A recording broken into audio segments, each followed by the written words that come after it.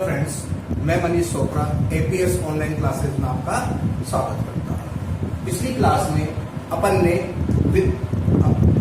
में अपन ने आवेश एवं आवेश के गुणधर्मों का अध्ययन किया था।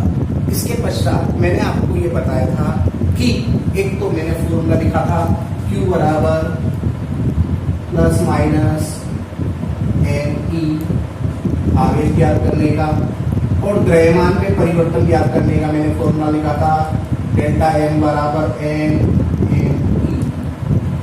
ये दो फॉर्मूले मैंने आपको उस दिन पिछली क्लास में बता दिए थे। अब इन पर आधारित आपको कुछ न्यूमेरिकल बताए जाएंगे, ठीक है, जिससे आपको इन दोनों फॉर्मूले का उपयोग करना आ जाएगा। इससे पहले आपको आवेश का मात्रक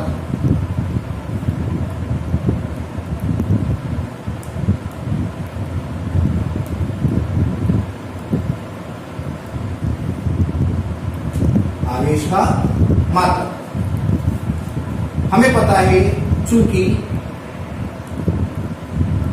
विद्युत धारा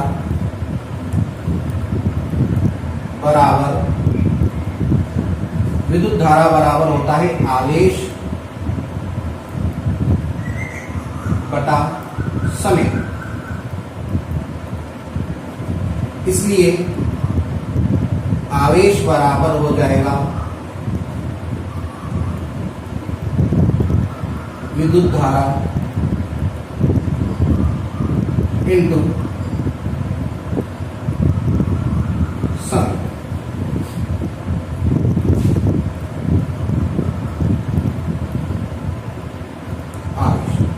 विद्युत धारा का मात्रक होता है आपका एम्पियर, और समय का मात्रक होता है आपका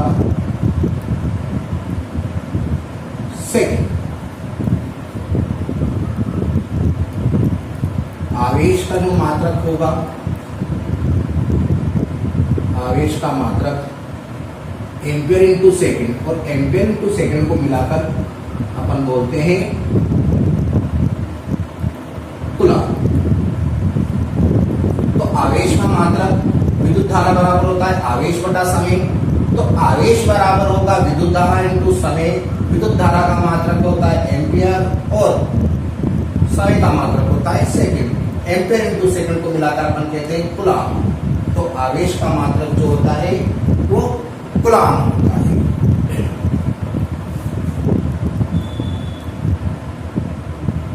एसआई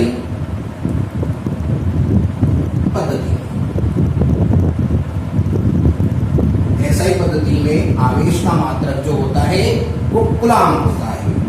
सीजीएस पद्धति में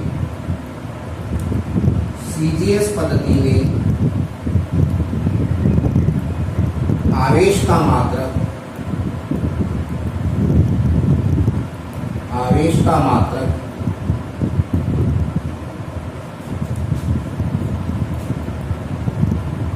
इलेक्ट्रोस्टैटिक यूनिट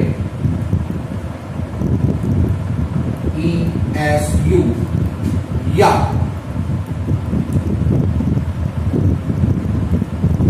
स्टेट कूलम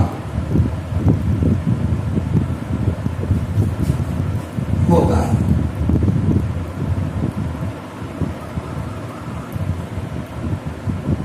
एक कूलम बराबर 3 × 10⁹ ESU या स्टेट कूलम होता है। यह आपको ध्यान रखना है कि एक कूलम बराबर 3 × 10⁹ ESU या स्टेट कूलम। ESU मतलब इलेक्ट्रोस्टैटिक यूनिट। तो आवेश का एसआई पद्धति में मात्रक कूलम होता है, और सीजीएस पद्धति में इसका मात्रक इलेक्ट्रोस्टैटिक यूनिट या स्टेट कूलम होता है। और एक कूलम बराबर होता है 3 × 10⁹ ESU या स्टेट कूलम। चूंकि आवेश का जो मात्रक कूलाम होता है ये अपने आप में एक बहुत बड़ा मात्रक होता है। आवेश का जो मात्रक कूलाम होता है ये अपने आप में एक बहुत ही बड़ा मात्रक होता है। इसलिए सामान्यतया इसे millicoulomb, microcoulomb, nanocoulomb या पिको कूलाम में भी व्यक्त करते हैं। एक मिली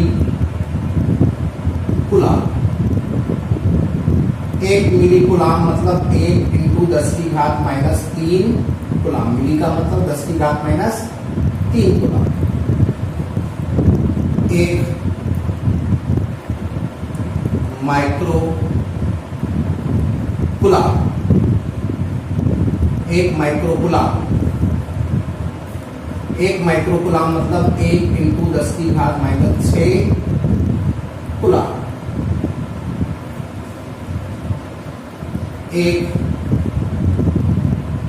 नैनो कूलाम, एक नैनो कूलाम मतलब 1 × 10⁻⁹ कूलाम।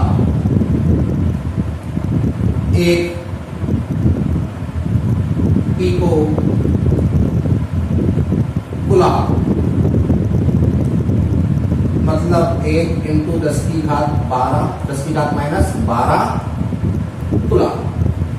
तो ये भी आपको याद रहना चाहिए कि मिली मतलब 10⁻³ माइक्रो मतलब 10⁻⁶, नैनो मतलब 10⁻⁹, पिको कूलाम मतलब 1 × 10⁻12 कूलाम।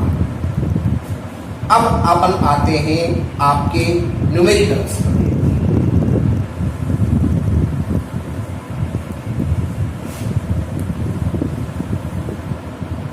देखिए पहला प्रश्न,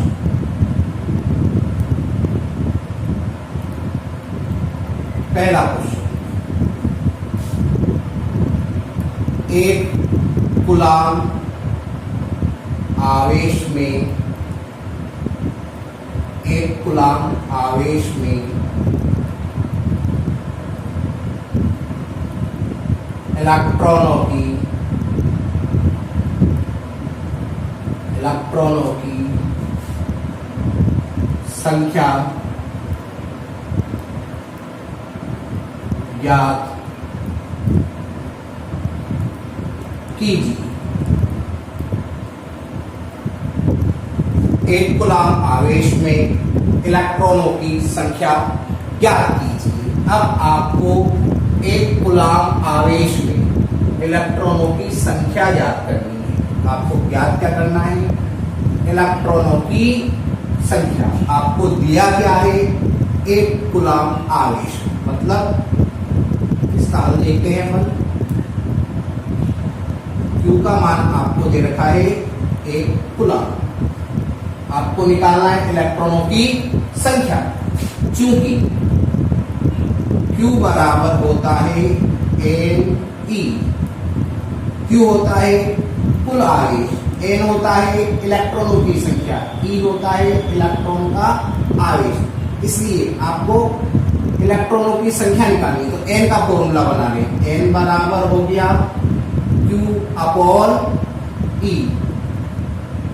N बराबर Q का मान है आपके पास 1 कूलाम और E का मान होता है 1.6 × 10⁻⁹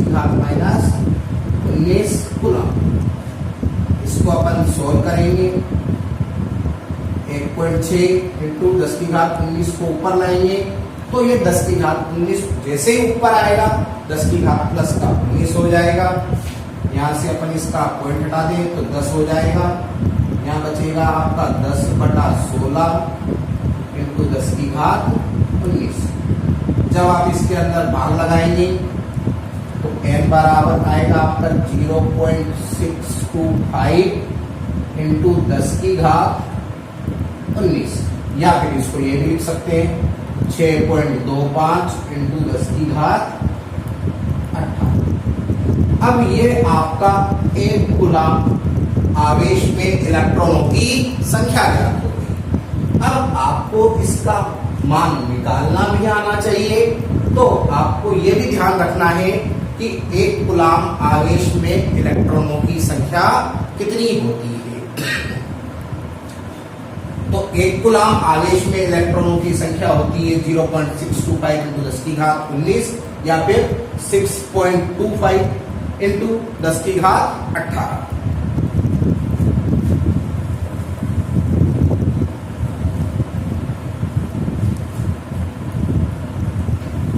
अब एक बात और समझेंगे, चूंकि इलेक्ट्रॉनों की संख्या पॉइंटों में नहीं होती, जबकि मैंने यहां पर लिखा है 6.25 इंटू 10 की घात 18, परंतु मैंने यहां जरूर पॉइंट लगा रखा है, परंतु ये संख्या दशमलव में नहीं है, क्योंकि अगर अपन इसको ऐसे लिखें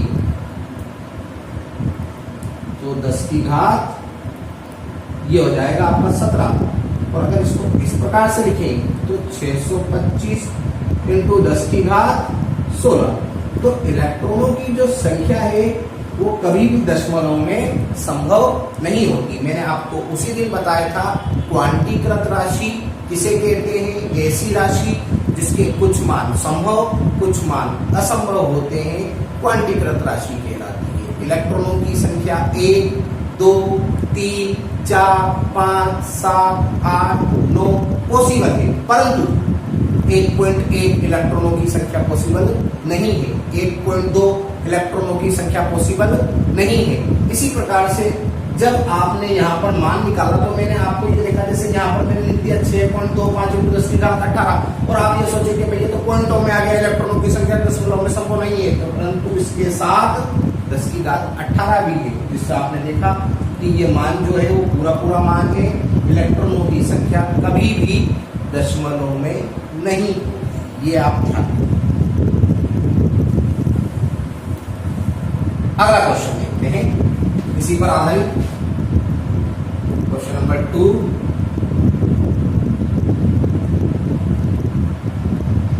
एक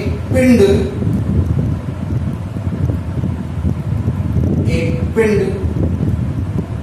किसी अन्य पिंड को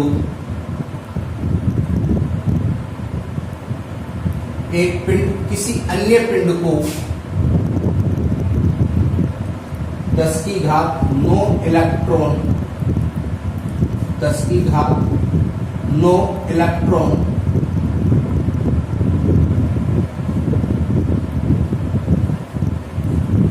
एक सेकंड में स्थानांतरित करता है। एक पिंड किसी अन्य पिंड को 10 की घात 9 इलेक्ट्रॉन एक सेकंड में स्थानांतरित करता है, तो एक कूलाम आवेश को स्थानांतरित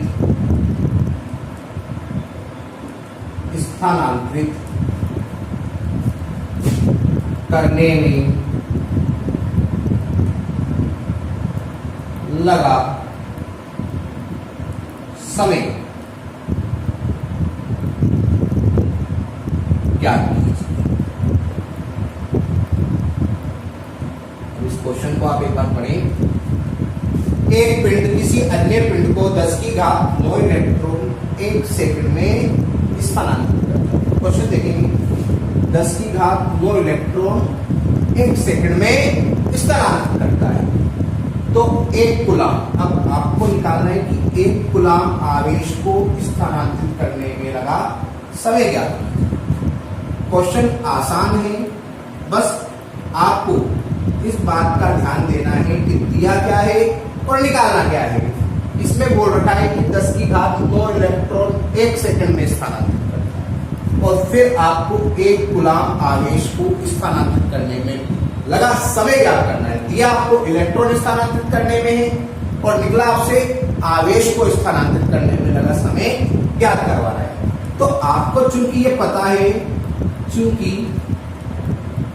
एक कूलाम आवेश में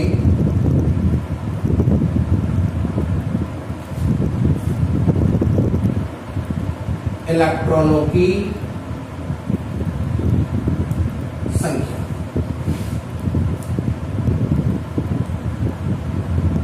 जो होती है वो होती है 0.625 इंटू 10 की घात 19। अब आपको ये पता है कि एक कूलाम आवेश में इलेक्ट्रॉनों की संख्या 0.625 इंटू 10 की घात 19 होती है। अब आपको दिया है 10 की घात 9 इलेक्ट्रॉनों को स्थानांतरित करने में लगा समय 1 सेकंड है। तो एक कूलाम आवेश को स्थानांतरित करने में लगा समय ज्ञात कीजिए। अगर अपन इतने इलेक्ट्रॉनों को स्थानांतरित करने में लगा समय ज्ञात करने, तो इसका मतलब है कि एक कूलाम आवेश को स्थानांतरित करने में लगा समय अपन ज्ञात कर सकते हैं। अब देखिए, चूंकि 10 की घात 9 इलेक्ट्रॉन 10 की घात 9 इलेक्ट्रॉन को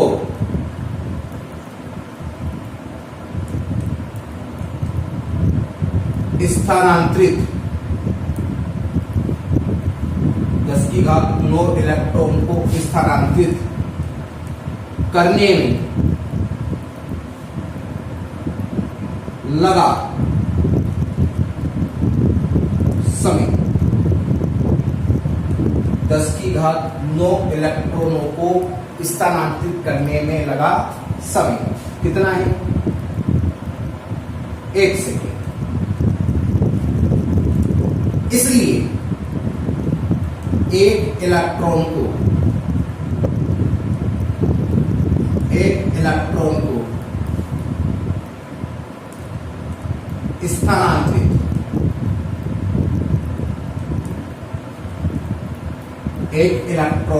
स्थानांतरित करने में लगा समय 1/10 की घात 9 सेकेंड।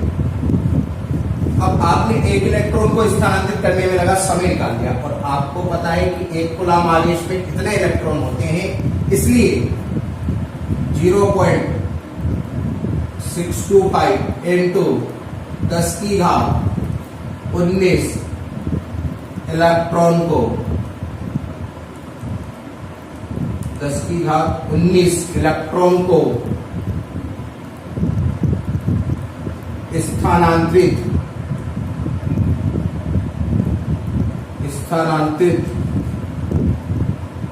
करने में लगा समय 1/10 की घात 9 इंटू 0.625 इंटू 10 की घात 19। इसको आप सोल्व करें तो ये हो जाएगा 0.625 इंटू 10 की घात 9 को ऊपर लाएंगे तो 10 की घात -9, और 10 की घात -9 को 10 की घात 19 में से घटाएंगे तो 10 की घात 10 सेकेंड। तो ये आपका एक कूलाम आवेश को स्थानांतरित करने में लगा समय ज्ञात। तो वापस समझ ले एक बार। तो क्वेश्चन था, एक पिंड किसी अन्य पिंड को 10 की घात 9 इलेक्ट्रॉन 1 सेकंड में स्थानांतरित करता है, तो एक कूलाम आवेश को स्थानांतरित करने में लगा समय ज्ञात कीजिए। अपने को एक कूलाम आवेश को स्थानांतरित करने में लगा समय निकालना है, और आपको इलेक्ट्रॉनों को स्थानांतरित करने में लगा समय दिया हुआ है। तो आपको सबसे पहले ये देखना पड़ेगा कि एक कूलाम आवेश में इलेक्ट्रॉनों की संख्या कितनी होती है। उसके बाद ये बिल्कुल सिंपल प्रश्न बन जाता है। तो 10 की घात 9 इलेक्ट्रॉनों को स्थानांतरित करने में लगा समय 1 सेकेंड, तो एक इलेक्ट्रॉन को स्थानांतरित करने में लगा समय 1/10 की घात 9 सेकेंड। 0.625 इंटू 10 की घात 19 इलेक्ट्रॉनों को स्थानांतरित करने में लगा समय इस प्रकार से आप ज्ञात कर सकते हैं, जो आपका एक कूलाम आवेश में इलेक्ट्रॉनों की संख्या को स्थानांतरित करने में लगा समय ज्ञात हो गया।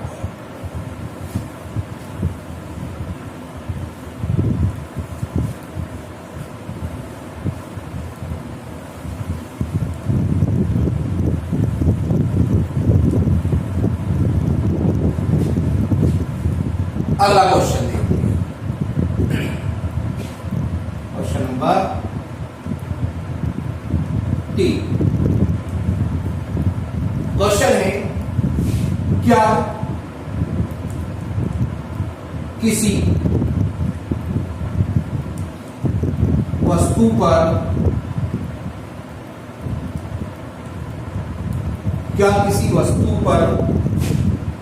t इंटू 10⁻⁻17 कूलाम आवेश उपस्थित, क्या किसी वस्तु पर 3 इंटू 10⁻⁻17 कूलाम आवेश उपस्थित हो सकता है?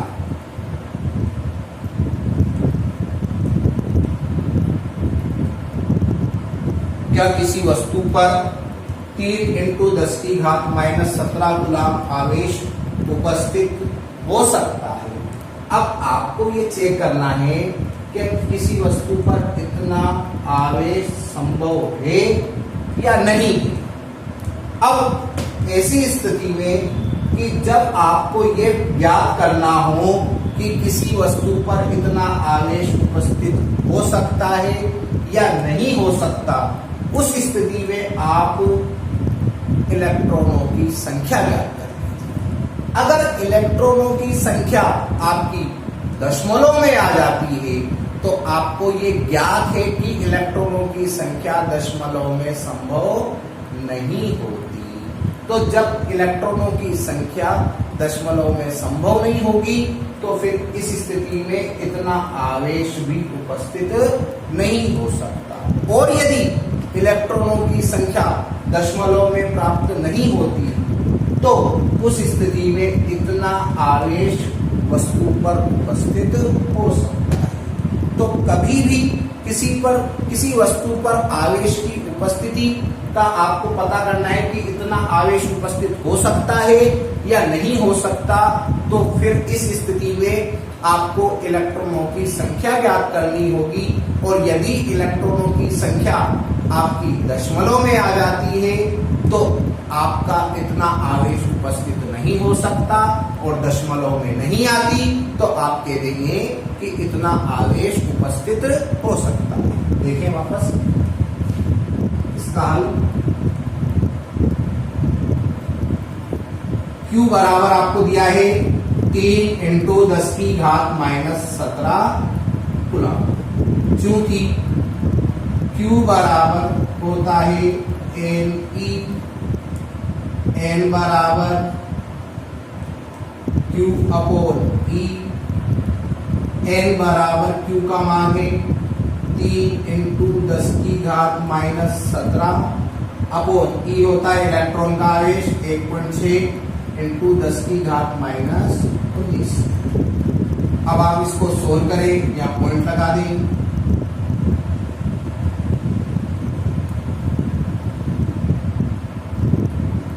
ये आपका हो जाएगा 10⁻⁻19 ऊपर जाएगा तो 10⁻+19, 10⁻+19 में से 10⁻⁻17 को घटाएंगे तो 10⁻2 हो जाएगा।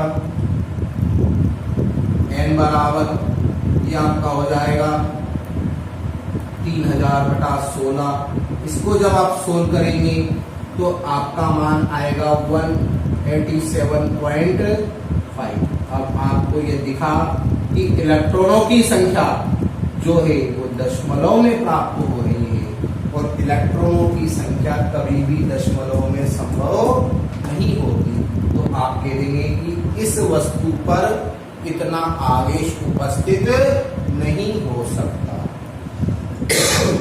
तो अगर किसी वस्तु पर आपको यह ज्ञात करना हो कि वस्तु पर इतना आवेश उपस्थित हो सकता है या नहीं हो सकता, तो इस स्थिति में आपको इलेक्ट्रॉनों की संख्या ज्ञात करनी होगी।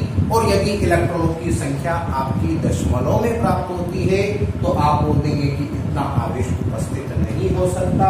और अगर आपकी इलेक्ट्रॉनों की संख्या दशमलव में प्राप्त नहीं होती तो आप कह देंगे कि इतना आवेश उपस्थित हो सकता है।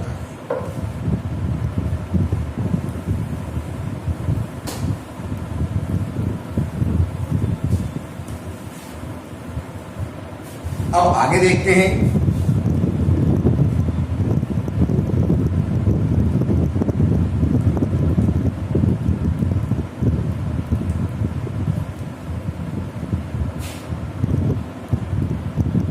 क्वेश्चन है किसी वस्तु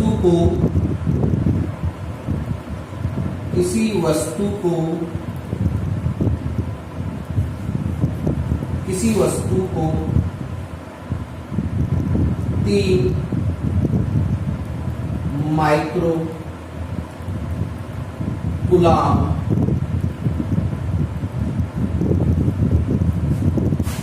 ऋणावेश से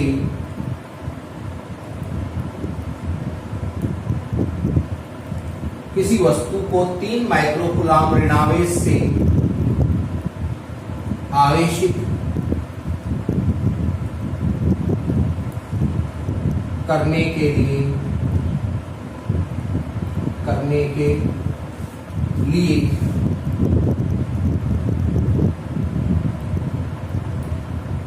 क्या करना पड़ेगा?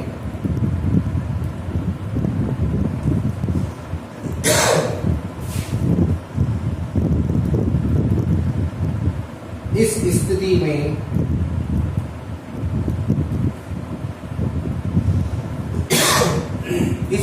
में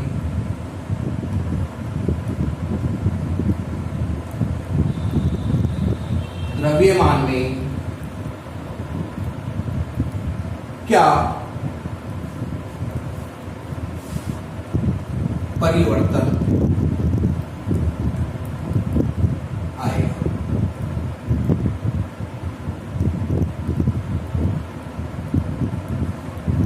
किसी वस्तु को, क्वेश्चन देखें, किसी वस्तु को 3 माइक्रो कूलाम ऋणावेश से आवेशित करने के लिए क्या करना पड़ेगा? इस स्थिति में द्रव्यमान में क्या परिवर्तन आएगा? हम इसी क्वेश्चन को एक दूसरे प्रकार से होगी।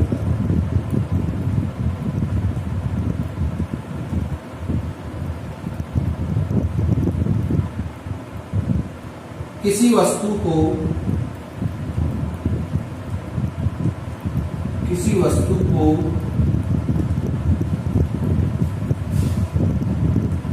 3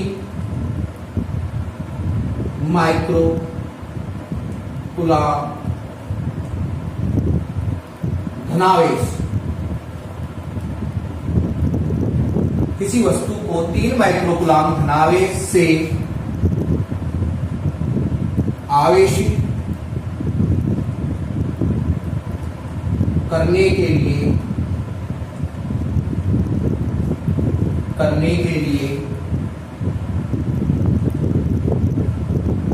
क्या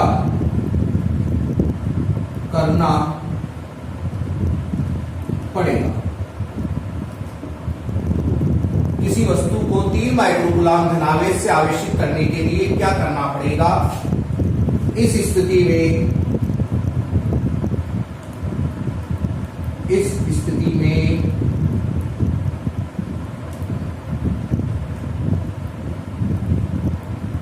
संहति में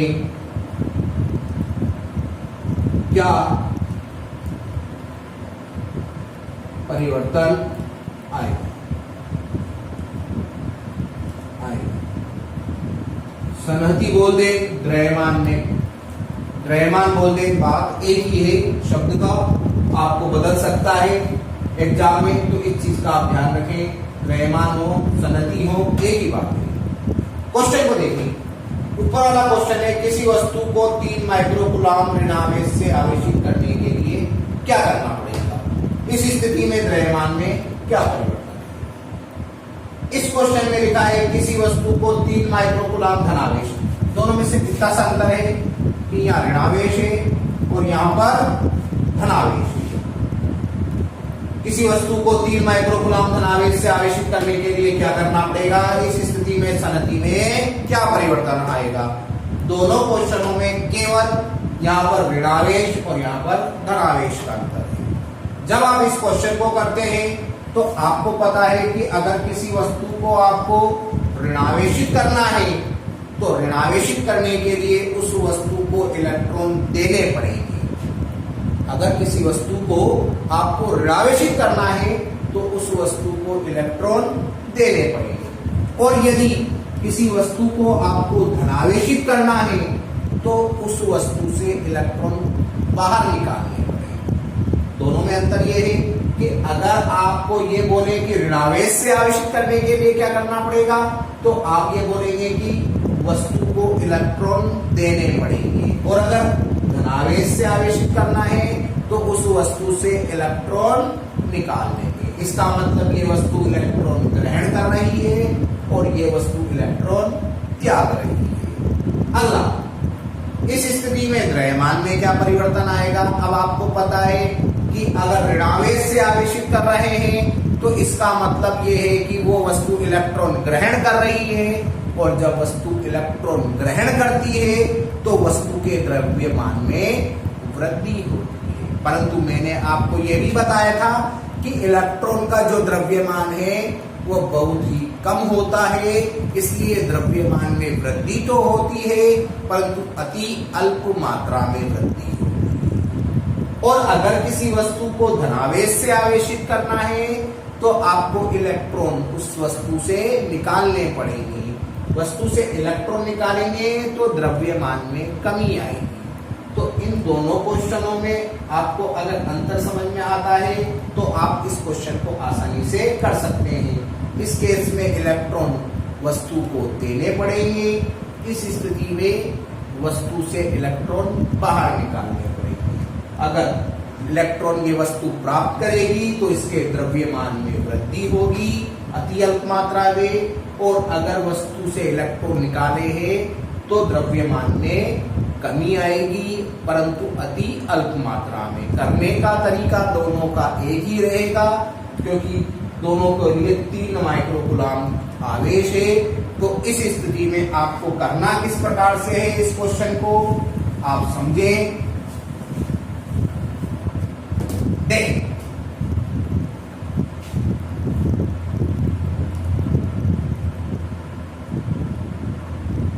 आपके पास दे रखा है 3 माइक्रोकूलम ऋण आवेश।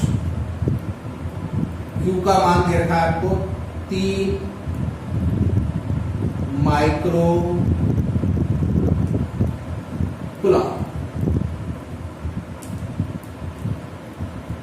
इसका मतलब 3 × 10⁻⁻6 कूलम। यह आपको आवेश का मान दे रखा है।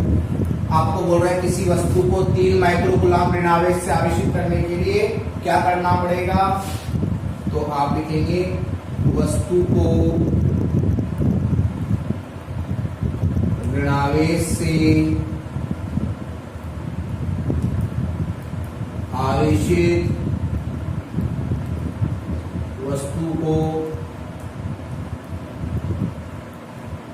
वस्तु को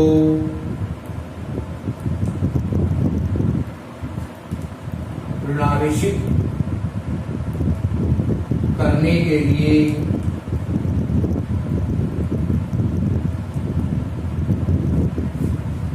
वस्तु को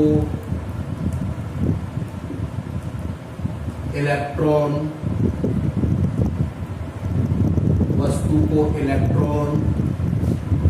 देने पड़ेंगे।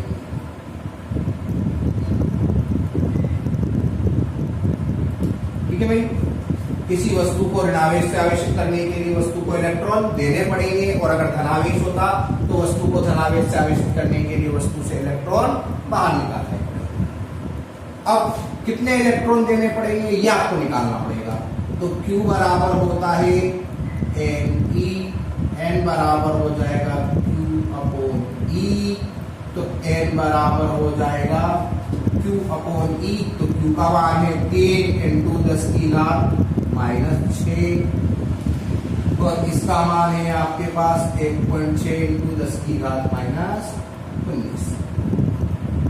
तो ये आपका हो जाएगा 30/16, यहां से पॉइंट हटा देंगे, इंटू ये 10⁻19 को ऊपर ले आएंगे तो 10⁻19 ऊपर आएगा तो प्लस का हो जाएगा, 10⁻6 में से घटेगा तो 10⁻13 बचेगा।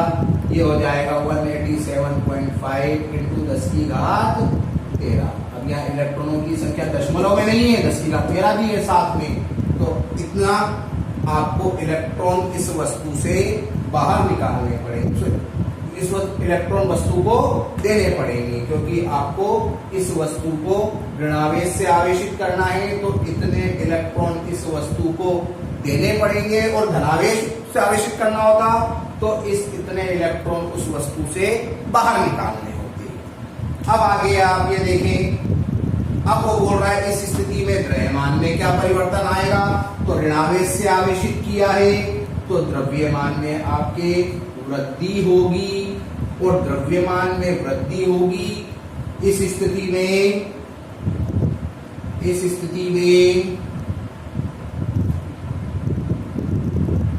वस्तु के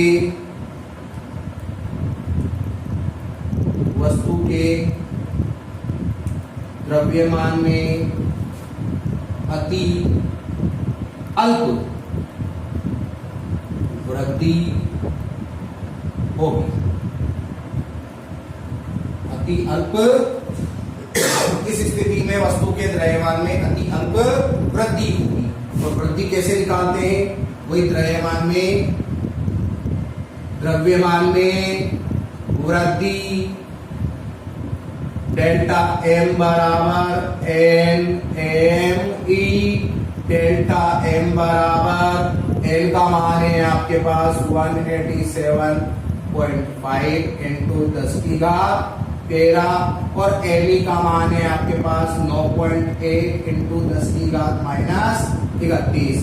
अब आप इसको सोल्व करेंगे तो वस्तु का द्रव्यमान जो होगा आपके पास किलोग्राम में प्राप्त हो जाएगा, और इस प्रकार से आप वस्तु के द्रव्यमान में वृद्धि या कमी ज्ञात कर सकते हैं।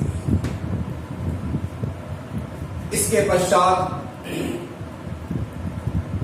ये आपके जो राजस्थान बोर्ड में आपके फॉर्म इस Q बराबर एन ई और डेल्टा एम बराबर एन एम ई से जो प्रश्न बनते हैं उन पर आधारित प्रश्नों को मैंने इस प्रकार से आपके सामने रख दिया है, और इस प्रकार के क्वेश्चन आपसे राजस्थान बोर्ड की कक्षा में पूछे जाते हैं। धन्यवाद।